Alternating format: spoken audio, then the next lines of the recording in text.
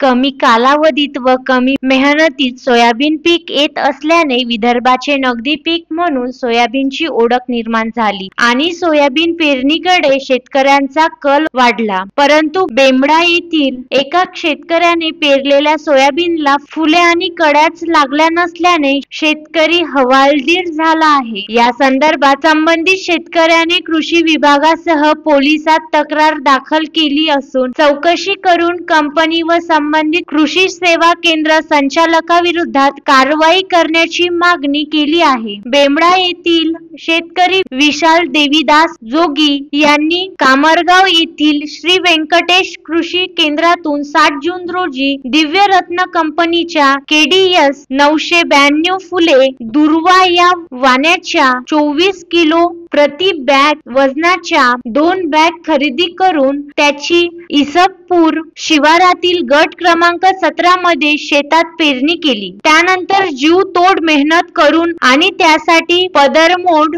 उसनवारी व व्याजाने पैसे काढून पिकाची निगा राखली आणि ऐन कळ्या व फुले येण्याच्या कालावधीत सोयाबीनला फुले व कळ्या आल्याच नाही। त्यामुळे शेतकरी हतबल झाला असून आता आत्महत्येशिवाय पर्याय उरला नाही अशी दुर्गीण प्रतिक्रिया या शेतकऱ्याने व्यक्त केली आहे। जून महिन्यात 26 जून रोजी इसफपूर शिवारातील गट क्रमांक 17 मध्ये सोयाबीनची पेरणी केली। पेरणीमध्ये KDS 992 दिव्यरत्न कंपनीचे बियाणे वापरले। त्या सोयाबीनला आजपर्यंत कोणत्याही प्रकारचे फुले किंवा शेंगा आल्या नाहीत। या कंपनीचे बियाणे एकूण 1 हेक्टरवर पेरणी केली। आज रोजी पाहता मला त्यामध्ये कोणत्याही प्रकारचे बदल किंवा पीक येण्याची शक्यता दिसून येत नाही। झालेल्या नुकसानापासून तात्काळ चौकशी करून मला न्याय द्यावा असे जोगी यांनी तक्रारीत नमूद केले आहे।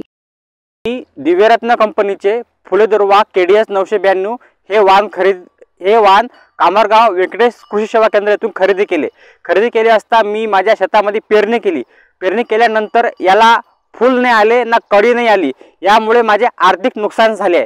असे बोगस बियाणे विकणाऱ्या कंपनीवर आणि कृषी केंद्रावर लायसन रद्द करून यांच्यावर कारवाई करण्यात यावी आणि जे माझे आर्थिक नुकसान झालेले आहे हे मला कंपनीने भरपाई करून द्यावी ही माझी विनंती।